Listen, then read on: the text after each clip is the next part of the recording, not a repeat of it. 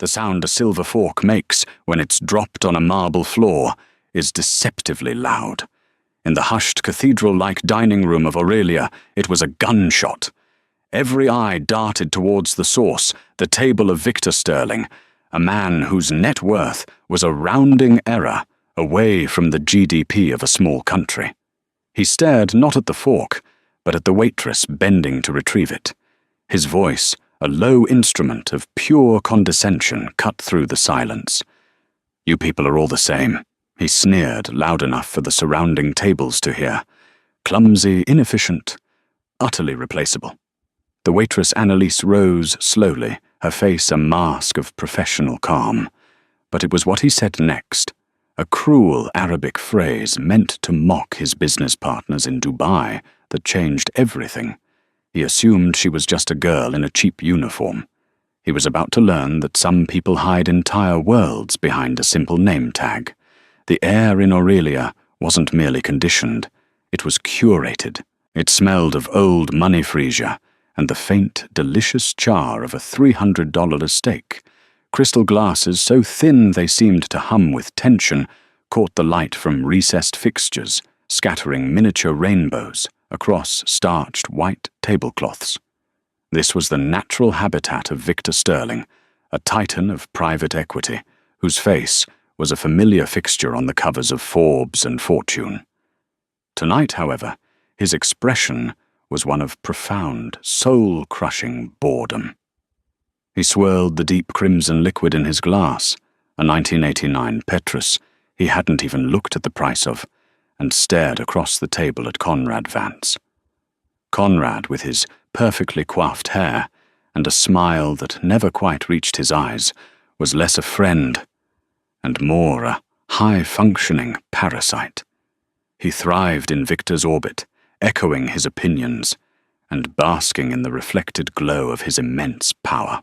The problem, Conrad Victor began his voice, a low baritone that commanded attention without ever needing to be raised, is not the money.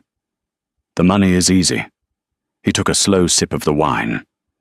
It's the pageantry, the endless mind-numbing dance we have to perform for Sheikh Khalid's consortium. Conrad nodded vigorously, his fork pausing midway to his mouth. Absolutely, Victor. The endless pleasantries. The pretense. It's exhausting. They want to talk about honor, about tradition. Victor continued a smirk playing on his lips. They want to quote poetry while we're trying to structure a 9-figure leveraged buyout. It's like trying to negotiate with a museum exhibit. Their waitress Annalise approached the table with the fluid, unobtrusive grace of someone who had perfected the art of being invisible.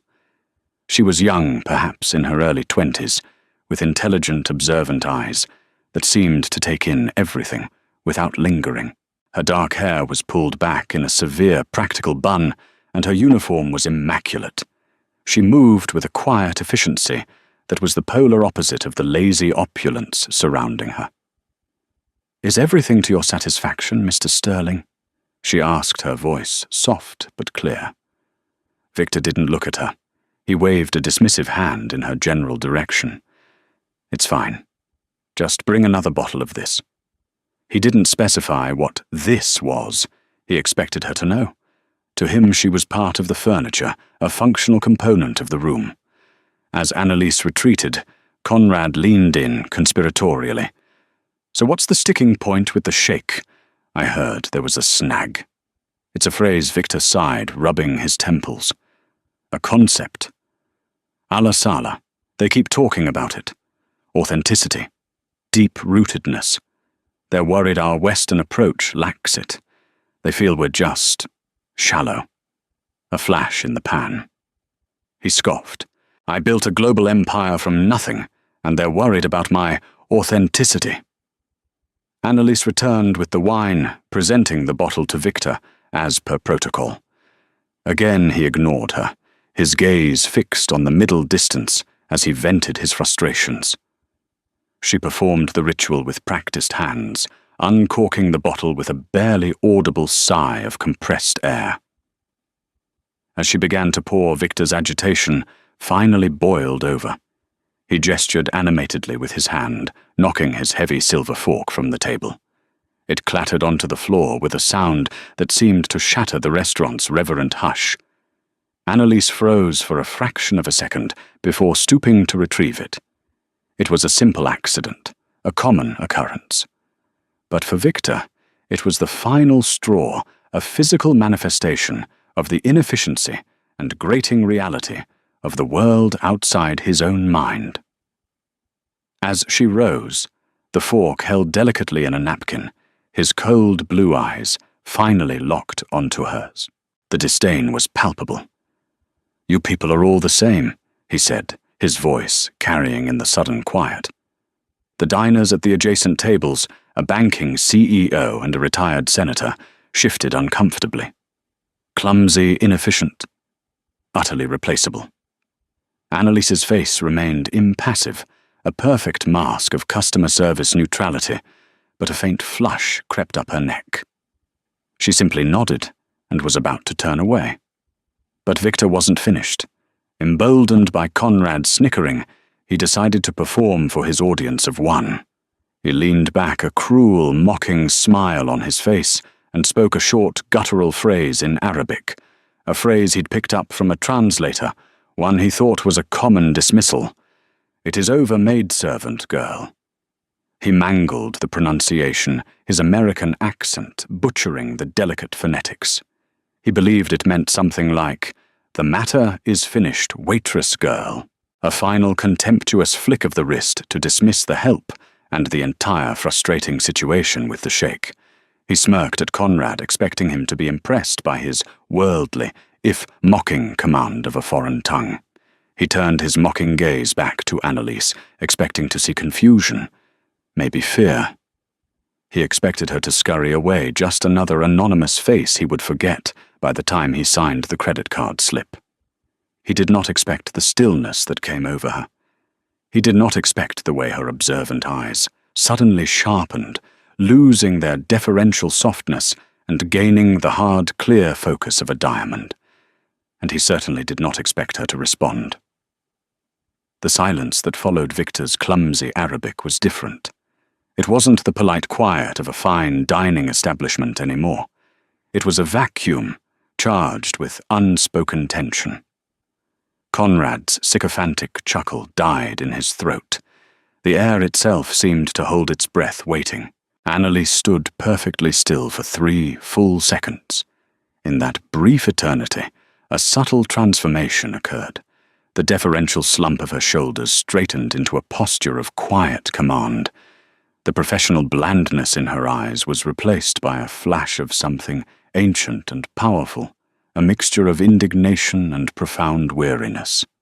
She looked at Victor Sterling, not as a waitress looking at a customer, but as an equal assessing a profound and disappointing flaw. Then she spoke. Her voice was not the soft, service industry murmur from before.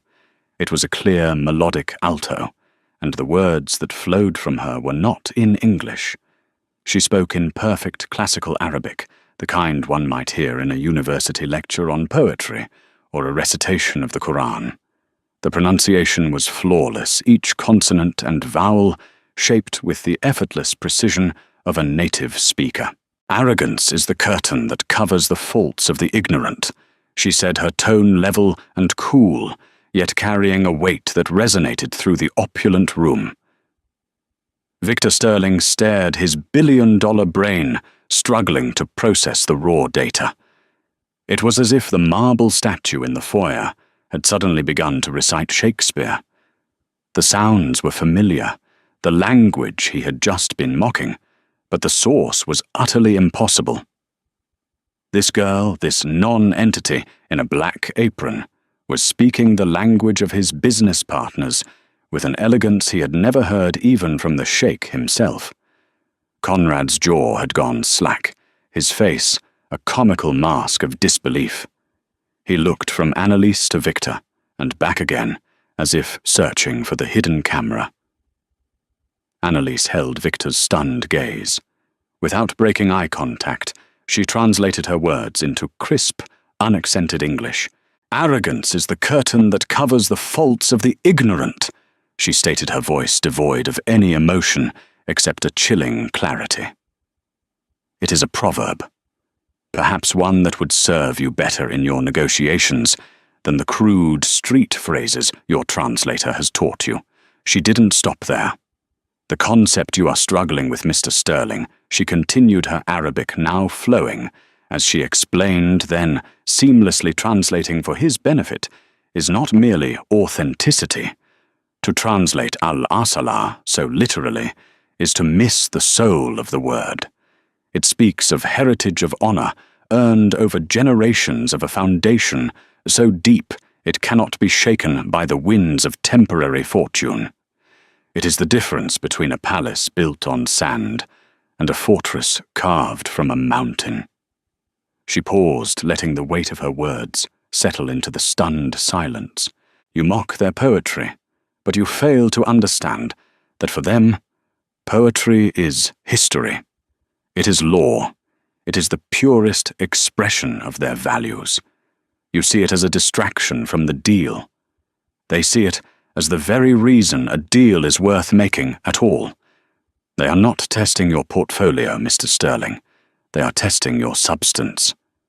And from what I have seen tonight," she concluded, her voice dropping to a near whisper that was somehow more powerful than a shout, "you are failing the test spectacularly." With that, she placed a new gleaming silver fork beside his plate with a steady hand.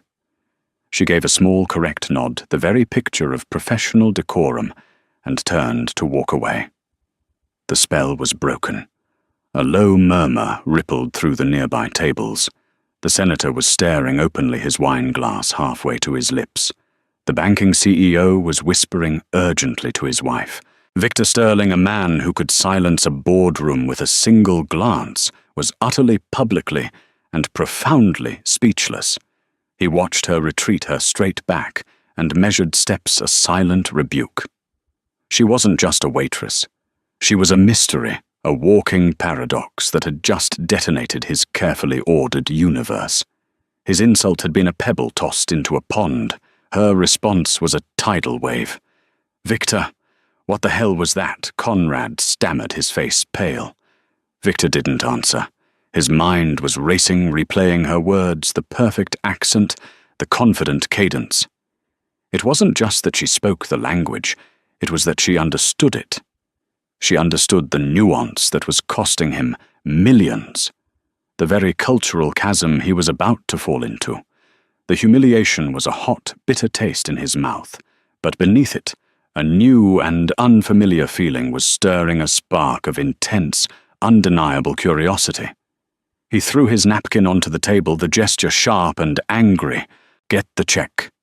He snapped at a passing busboy, his voice rough. He stood up his chair, scraping loudly against the floor. As he strode towards the exit, he tossed his black American Express card onto the host stand. "Take care of the bill," he commanded the manager, Maria, who had rushed over with a worried expression. "And put a $10,000 tip on it for that. For table 12's waitress." Maria's eyes widened. "Sir, of course, but just do it." Victor cut her off, his mind elsewhere.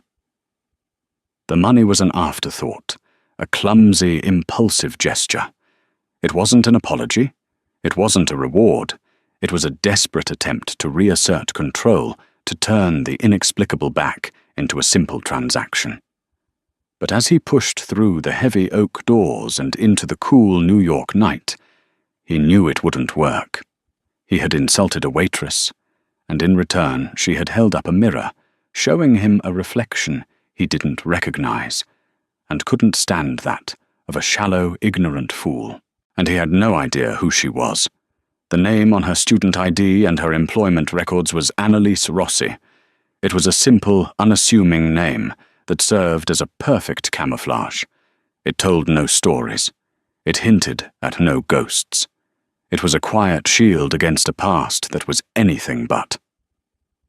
After her shift at Aurelia, Annalise did not take a cab back to a trendy downtown apartment.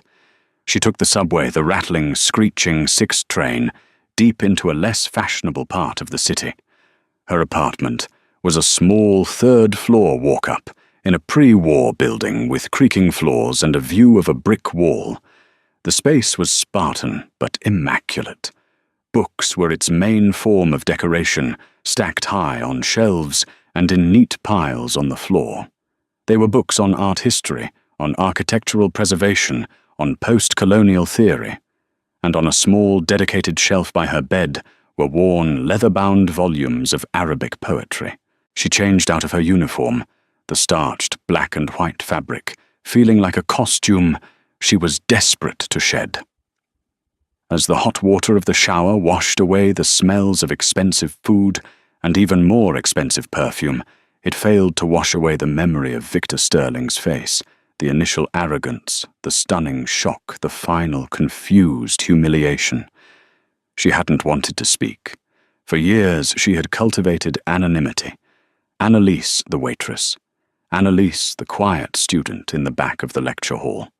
She had buried the other Annalise, the one who grew up not in a quiet American suburb, but in the vibrant, chaotic, and beautiful turmoil of Beirut. Her father, Robert Rossi, had been a mid-level cultural attaché at the American Embassy. He wasn't a spy or a high-powered diplomat, but a scholar, a lover of history who believed that understanding a nation's art was the key to understanding its soul. Her mother, a linguist, had shared his passion. They hadn't lived in the protected American compounds. They had chosen a beautiful old apartment in the Akrafir district, with a balcony that overlooked a courtyard filled with jasmine and the sounds of neighbors arguing, laughing, and living. For Annalise, Arabic was not a foreign language. It was the language of her childhood. It was the sing-song call of the street vendors, selling Kark the complex arguments about politics she'd overhear in cafes, and the lullabies her Lebanese nanny, Fatima, would sing to her. She was fluent before she was 10, slipping between English-French and the melodic Lebanese dialect with the ease of a fish in water. Her true teacher, however, was a man named Mr. Hassan, an elderly bookseller, and a dear friend of her father's. His shop was a cave of wonders, smelling of aging paper leather and cardamom coffee. He didn't just teach her the language, he taught her its heart. He taught her the epic poems of Antara ibn Shaddad, the lyrical beauty of Al-Mutanabbi. He explained that a single Arabic word could contain a universe of meaning, a history of conquest, love, and loss. It was from him that she learned about al-asala, not as a business term, but as a pillar of character. It is the quality of the ancient oak, Annalise, he had told her, once his kind eyes twinkling behind thick glasses. Its roots are deep and unseen, but they are the source of its strength. Many new fast-growing trees may shoot up around it, but when the storm comes, only the oak remains. That idyllic, multicultural world had been shattered on a Tuesday afternoon. She was 14. She had been at Mr. Hassan's bookshop, arguing playfully over the correct interpretation of a Gibran poem. Her parents were supposed to pick her up. She heard the explosion from 3 blocks away, a deafening, world-ending roar that shook the very foundations of the old building. Dust and papers rained down from the shelves. Her parents' car and the market they were driving through had been the target of a car bomb intended for a politician who was visiting the area. They were simply in the wrong place, at the wrong time, a footnote in a conflict they had only sought to understand. Mr. Hassan had shielded her both physically and emotionally in the chaotic aftermath. He was the one who navigated the horrific bureaucracy, the one who sat with her in silence when words were useless. He made the arrangements to send her back to the States to live with an aunt she barely knew. The last time she saw him at the airport, he had pressed a small, worn book of poetry into her hand. Do not let the ugliness of a few men poison the beauty of a whole people, a whole culture for you, he had whispered, his voice thick with grief. Remember the words. Remember the heart. It is a part of you now. And so she had fled. She had come to New York for college, seeking the ultimate anonymity of a mega-city. She had buried her past, her grief, and her fluency in a language that was now inextricably linked to her greatest trauma. Speaking, it felt like opening a wound. At Aurelia, she was just Anna Rossi, a waitress. No one asked questions. No one knew the ghost of Beirut that walked with her. Tonight, Victor Sterling, with his casual cruelty and his butcher's grasp of the language, had forced that ghost into the light. His arrogance hadn't just been an insult to her as a waitress. It had been a desecration of the memories she held so dear. It was an insult to her parents' love for the culture, an insult to Mr. Hassan's wisdom, an insult to the beautiful, complex world she had lost.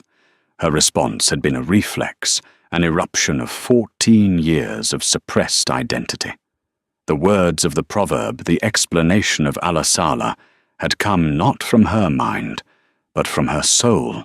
She sat on the edge of her bed, the city lights painting patterns on her wall. The $10,000 tip was a meaningless, offensive gesture. He thought he could pay for his ignorance, quantify his humiliation, and move on. He didn't understand that the currency they had exchanged tonight wasn't money. It was truth. And for Annalise, the truth was a heavy, painful, and complicated burden. She had shocked the billionaire, yes. But in doing so, she had also shocked herself, reawakening a part of her she had tried so desperately to let die, and she was terrified of what would happen now that it was awake. Victor Sterling's penthouse on Central Park South was less a home and more a monument to his own success. It was a cavern of glass chrome and minimalist art with a view that could make emperors weep. But tonight, the glittering panorama of the city held no appeal. He paced the vast living room like a caged panther, a tumbler of Macallan 25, sweating in his hand. The encounter at Aurelia had done more than just embarrass him. It had fundamentally destabilized him. His world was built on a simple, brutal binary assets and liabilities, predators and preymasters and servants. People were categorized, quantified, and leveraged. A waitress was a low-cost replaceable cog in the service machine. She was not supposed to have a voice, let alone one that could dismantle his entire worldview in 30 seconds. He kept replaying the scene in his mind.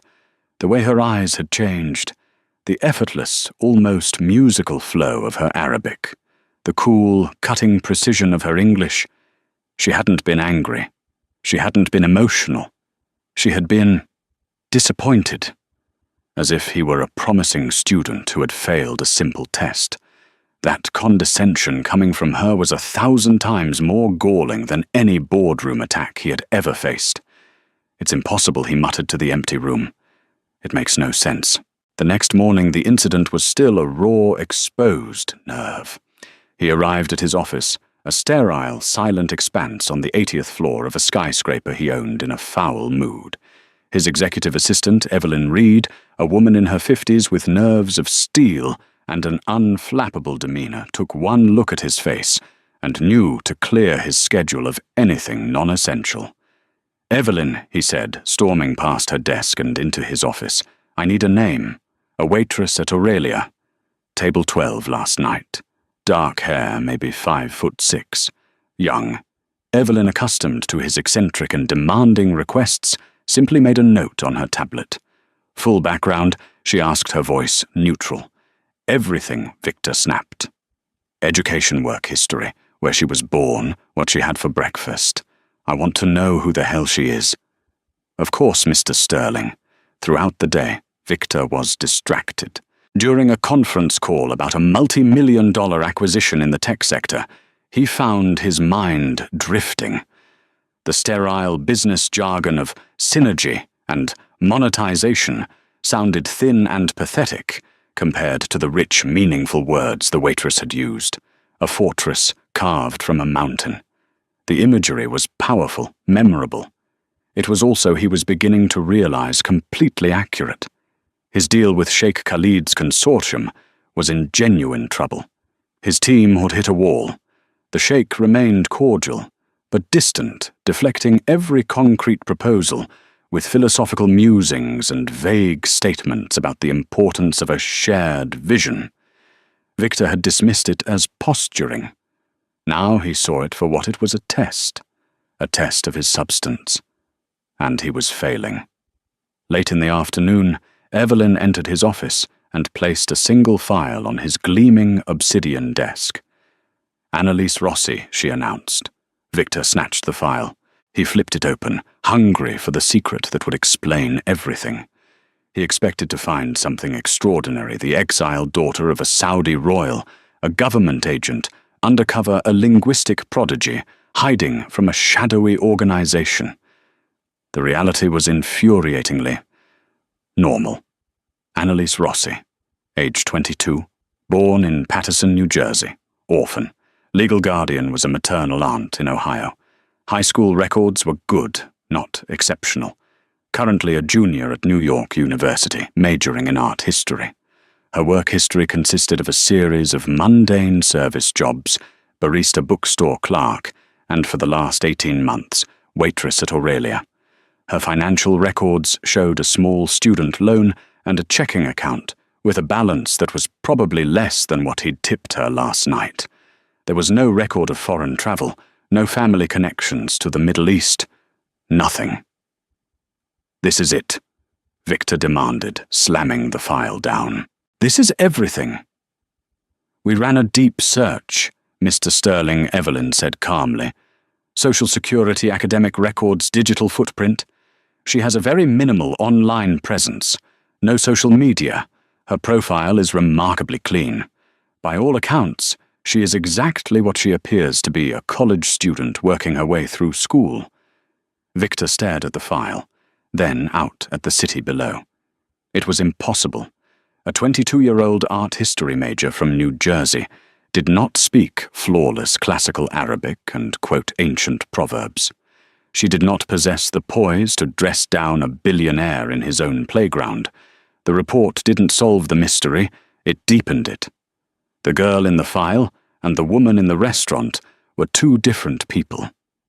"There's something else," Evelyn added, her tone shifting slightly. "The tip you left. $10,000. What about it?" She refused it. Victor's head snapped back towards her. "She what Maria, the manager at Aurelia, called this morning?" Ms. Rossi politely but firmly declined the tip. She asked that it be distributed among the entire kitchen and service staff. Maria said she was very clear she did not want the money. That single piece of information hit Victor harder than anything else. He understood money. Money was power. Money was leverage. Money was the language he spoke more fluently than English. For someone to refuse it, especially someone in her financial position, was an act of defiance so profound he could barely comprehend it. She wasn't just rejecting his money. She was rejecting his entire value system. He suddenly felt a cold knot of dread in his stomach. The sheikh's deadline for a revised proposal was in 1 week. He was on the verge of losing a deal that would define his legacy, all because of a cultural nuance he couldn't grasp, and the one person who had demonstrated with breathtaking clarity a complete understanding of that nuance was a waitress who was a ghost, an enigma who had not only insulted his intelligence, but had also refused his power. The background check had failed. His money had failed.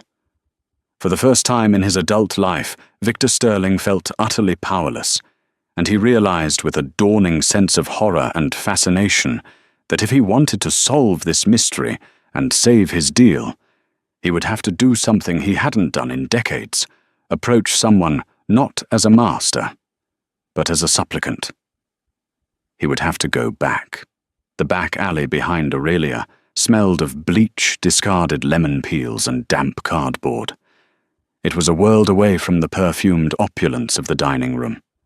This was the restaurant's engine room, a place of grit and function.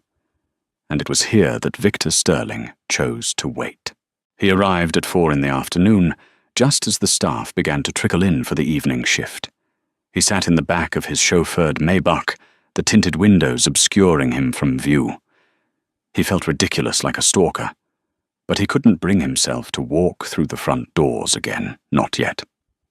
He needed to meet her on neutral ground, or as close to it as he could manage. His own territory, the boardroom, the exclusive club was useless here. He had to enter hers. He saw her arrive. She was not wearing the severe black and white uniform. In jeans, a simple grey sweater, and with her dark hair down, she looked even younger. She carried a tote bag overflowing with books. She walked with a purposeful stride, her head down, lost in her own thoughts. She was just a girl on her way to work, and yet she held the key to a billion-dollar problem. Victor took a deep breath, straightened his custom-tailored suit jacket, and got out of the car. His driver, a stoic man named Thomas, watched him with a flicker of surprise. Victor Sterling did not do alleyways. "Annalise," he called out. His voice sounded too loud in the narrow space. She stopped and turned. There was no fear in her eyes, only a flicker of recognition, followed by a cool, weary resignation. It was as if she had been expecting him. "Mr. Sterling," she said, her tone perfectly level. She clutched her tote bag to her chest, a small defensive gesture. "I need to speak with you," he said, getting straight to the point. He was a man accustomed to efficiency. "I'm about to start my shift. This will only take a moment." He took a step closer, trying to use his physical presence to command the situation, a tactic that had always worked before. It didn't work now. She didn't flinch or look away. She simply weighted her gaze, steady and unnervingly direct. First he began, the words feeling clumsy and foreign in his mouth. "I want to apologize for my behavior the other night. It was unacceptable." It was the kind of apology one gives when advised by a lawyer, technically correct, but devoid of genuine remorse. Annalise gave a slight, almost imperceptible nod. "Apology noted," she said, as if closing a transaction. The lack of an emotional response threw him off. He had expected anger, or perhaps vindication. He received only polite indifference. He pressed on, moving to the real purpose of his visit. "I was impressed by your linguistic skills," he said, "and your understanding of a certain culture. It's a specialized knowledge set, a valuable one." "I read books, Mr. Sterling," she replied flatly. He ignored the subtle jab.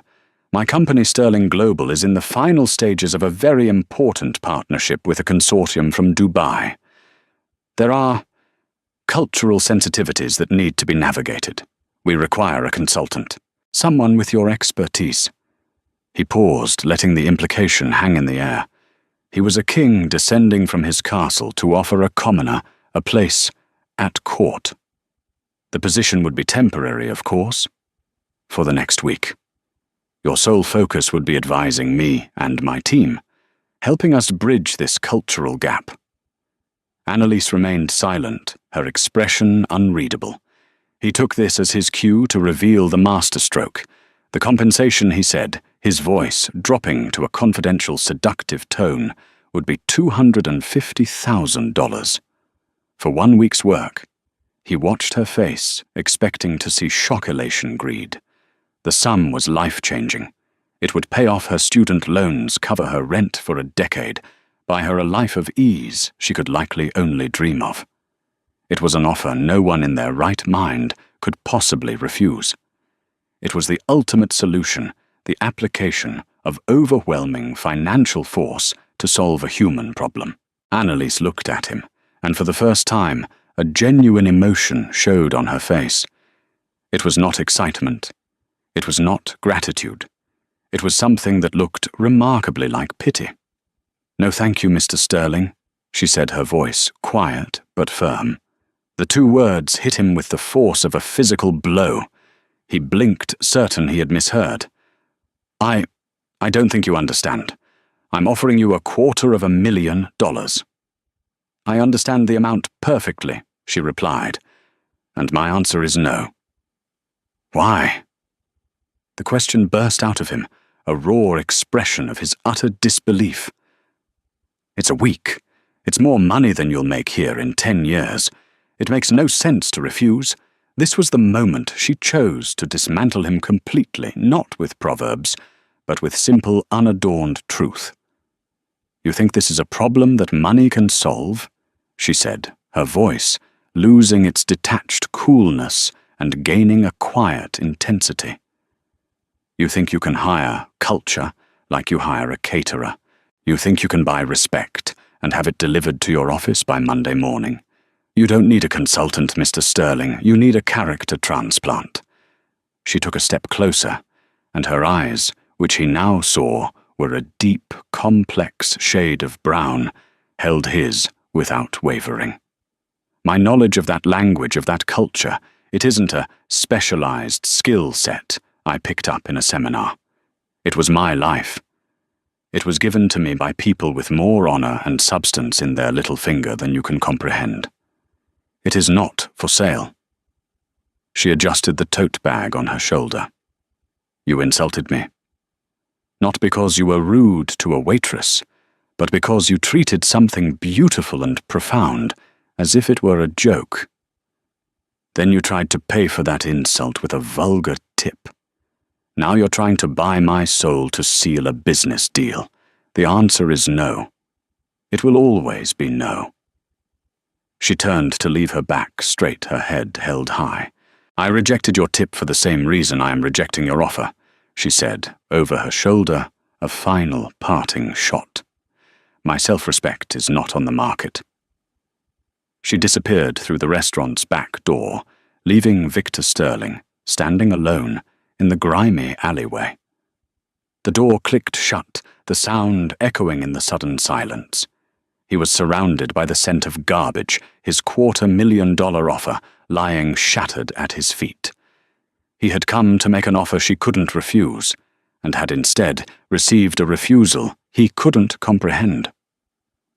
For the second time, Annalise Rossi had stripped him of his power, leaving him with nothing but the bitter truth of his own deficiencies. For the next 2 days, Victor Sterling was a ghost in his own life. He sat in meetings, stared at spreadsheets, and nodded at the appropriate times, but his mind was elsewhere. It was in a back alley, listening to a 22-year-old student talk about honor. Her refusal had been a cataclysm. It wasn't just that she had said no, it was how she had said it. She had diagnosed his failing with surgical precision. You don't need a consultant, you need a character transplant. The words were branded onto his brain. He cancelled his afternoon meetings and did something he hadn't done since he was a university student himself. He went to a library. Not a private, members-only archive, but the grand public New York Public Library on Fifth Avenue. He felt conspicuous and out of place in his bespoke suit as he navigated the echoing halls filled with students and scholars. He didn't know where to start. He found the Middle Eastern Studies section and simply began to pull books from the shelves. He looked for the poets Mr. Hassan had taught Annalise about, Al-Mutanabbi Gibran. He found English translations and began to read. At first the words were just words, florid and archaic, but he forced himself to slow down to read them, not as data to be processed, but as ideas to be felt. He read about love, about loss, about the honor of a warrior, the wisdom of a king, the desolation of the desert. He began to see the faint outlines of the world Annalise had described, a world where a person's word was their bond, where heritage was a living thing, not just a historical footnote. He stumbled upon a passage explaining the concept of karam, a type of hospitality and generosity so profound it was considered a sacred duty. It wasn't about lavish spending. It was about opening one's home and heart even to a stranger without expectation of reward. It was about giving freely as a reflection of one's own character. He thought of his $10,000 tip. He had seen it as an act of largesse, a display of power. He now saw it for what it was, an empty, transactional gesture. It had none of the soul of Karam. It was the opposite of it. His research led him back to the word that had started it all, al-asala. He found a scholarly article that described it not just as authenticity, but as a nobility of origin. It implied a thing or a person that was pure original and deeply connected to its roots. The Sheikh's consortium wasn't looking for a partner with an old company. They were looking for a partner with an old soul, one whose foundations were built on something more than just the relentless pursuit of profit. He was beginning to understand, not just intellectually, but with a dawning, humbling clarity. He had spent his life building a skyscraper on a foundation of sand. He knew he had one last chance. He went back to Aurelia. This time he didn't wait in the alley. He didn't come during her shift. He called the manager, Maria, and asked when Annalise would be arriving. He waited across the street in a small independent coffee shop. When he saw her walking down the street, books in hand, he went out to meet her on the public sidewalk. She saw him, and her face tightened. She looked wary, prepared for another battle. Ms. Rossi Victor said, his voice quiet. He kept a respectful distance. Annalise. Please don't walk away. Just give me 2 minutes of your time. Something in his tone must have been different. The arrogance was gone. The raw command had been replaced by a simple, direct plea. She stopped, but kept her arms crossed. I am not here to make you another offer, he said quickly. I'm here to admit that you were right, about everything. He looked down at his own expensive, polished shoes, feeling a flush of genuine shame. I went to the library. I've been reading Al-Mutanabi, about Karam, about Asala. I know I've only scratched the surface, but I'm beginning to understand what I didn't see before. I didn't see the mountain. I only saw the sand. He looked up and met her eyes. You said my problem wasn't a lack of cultural knowledge, but a lack of respect. You were right. I was arrogant. And ignorant. The two seemed to go together. Annalise's expression softened almost imperceptibly. She was listening. My deal with the Sheikh is probably lost. He continued, a note of resignation in his voice. And maybe it should be. But I find myself wanting to understand for my own sake. Not for the money. I want to understand what you were talking about. The heart of the words. He took a risk, a leap of faith into this new, unfamiliar territory of humility. I am not asking you to be my consultant. I am asking you to be my teacher, if you have any time. An hour, I'll meet you wherever you say. A library, a coffee shop. No money will be exchanged. I just want to learn. Please. The word hung in the air between them. Please. It was a word Victor Sterling had likely not uttered with sincerity in 30 years. It was a word that conceded defeat and asked for grace. Annalise studied his face for a long time. She saw that the hard metallic shell of the billionaire had cracked. In its place was something more vulnerable, something genuinely searching. She thought of Mr. Hassan, of his belief in the power of words to bridge any divide. She thought of her parents, who had dedicated their lives to that same belief. The Jefferson Market Library, she said, finally her voice soft. In Greenwich Village. Tomorrow, 3 o'clock. Don't be late. She turned and walked towards the restaurant without another word. Victor stood on the sidewalk, the city bustling around him, feeling a sense of relief so profound it almost buckled his knees. He had lost control, forfeited his power, admitted his ignorance, and in doing so he had just won the most important negotiation of his life. The meeting room on the top floor of the Mandarin Oriental was a silent battleground. On one side of the vast mahogany table sat Victor Sterling, and his team of sharp-suited lawyers and analysts. On the other sat Sheikh Khalid al-Jamil and his advisors. The air was thick with the polite, icy tension of a deal on the verge of collapse. In the week leading up to this final meeting, Victor had undergone a quiet transformation. He had met Annalise 3 times at the Jefferson Market Library. Their sessions were not business consultations. She brought no binders or PowerPoint presentations. Instead, she brought books of poetry. She did not teach him phrases to impress the sheikh. She taught him the stories behind the words. She explained the symbolism of the falcon representing nobility and vision. She told him the history behind the coffee ceremony, an intricate ritual of respect and hospitality.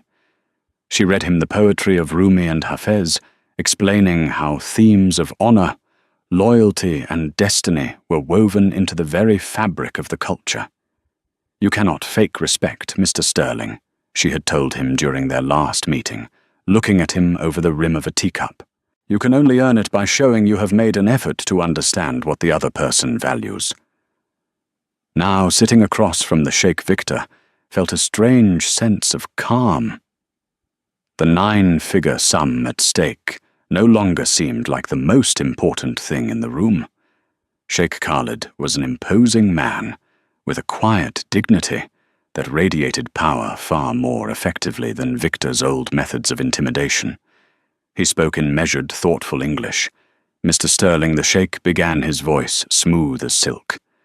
"We have reviewed your revised financial proposal. It is adequate.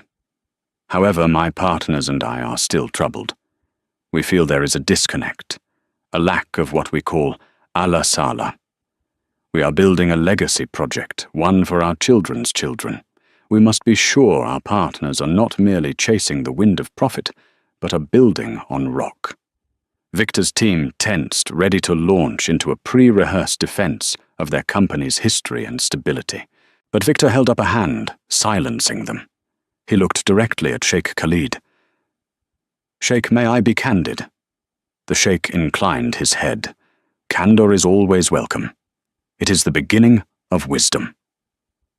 "A week ago," Victor said, his voice steady and sincere, "I would have answered your concern with a list of our assets and our market performance. I would have shown you charts and graphs to prove the solidity of our rock. And I would have been completely wrong." A murmur went through the sheikh's advisors. Victor continued, "I have spent my life believing that a foundation is made of numbers, of profit and loss. I did not understand that a true foundation, the kind you speak of, is made of values. I was blind to that, and I apologize for my blindness." He leaned forward slightly, not in aggression, but in earnestness. "There is a line from the poet Antara ibn Shaddad that I have been thinking about. I am a man whose honor is defended by my own sword, and I build my house at the peak of glory which no other can reach."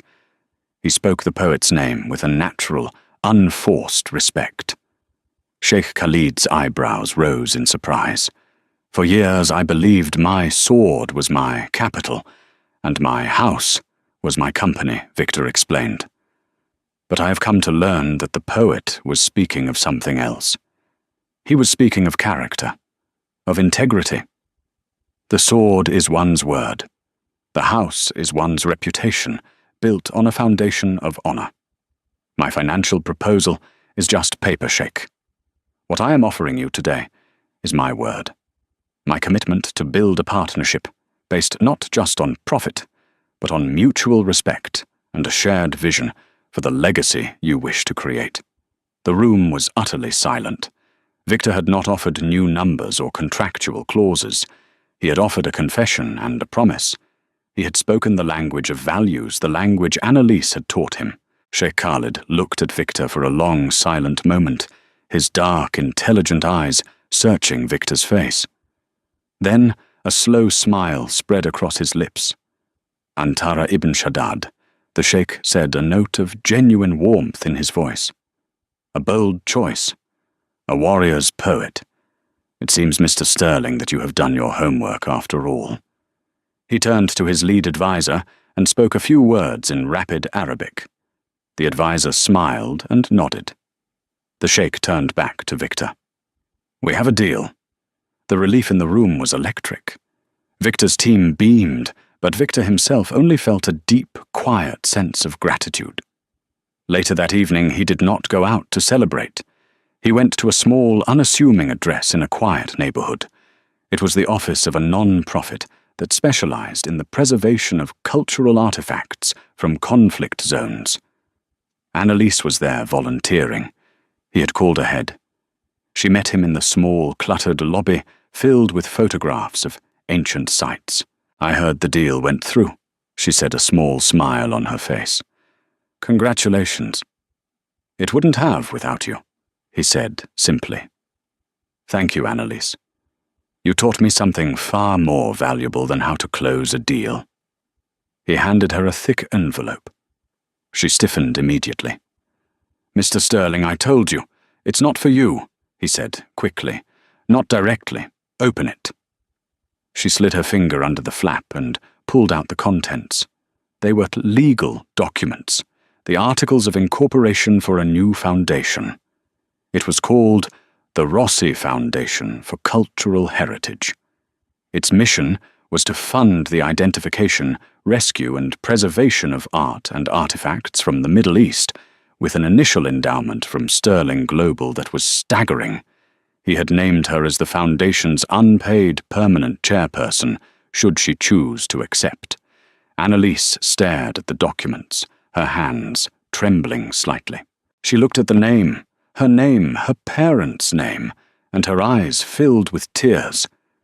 This wasn't a payment. This wasn't a tip. This was a gift of profound understanding. He had seen her, truly seen her, and understood what mattered to her. He was giving her a way to honor her parents, to reclaim the beautiful part of her past, and to build a future from it. "You said a fortress is carved from a mountain," Victor said softly. "This is me trying to quarry the first stone." She looked up at him, the wall between them finally completely gone. It was no longer a waitress and a billionaire. It was just two people who had, against all odds, found a common language. "I accept," she whispered. And in that quiet office, surrounded by the ghosts of a beautiful distant past, they both began to build something new. The story of Victor and Annalise isn't just about a shocking twist in a restaurant. It's a powerful reminder that everyone we meet is living a life as vivid and complex as our own. A simple name tag, a uniform, or a job title can never tell the whole story. Beneath the surface, there are hidden depths, forgotten histories, and unexpected strengths. Victor's billions couldn't buy him the one thing he truly needed: respect. He had to earn it by shedding his arrogance and daring to learn. Annalise, hiding from her past, found the courage to reclaim it by speaking her truth. Their journey shows us that the most valuable connections are forged not through power or money, but through genuine human understanding. If this story moved you, please give this video a like to show your support. Share it with someone who might need this message, and don't forget to subscribe to our channel for more stories that challenge our perspectives and touch the heart. Click that bell icon so you never miss an update. Thank you for listening.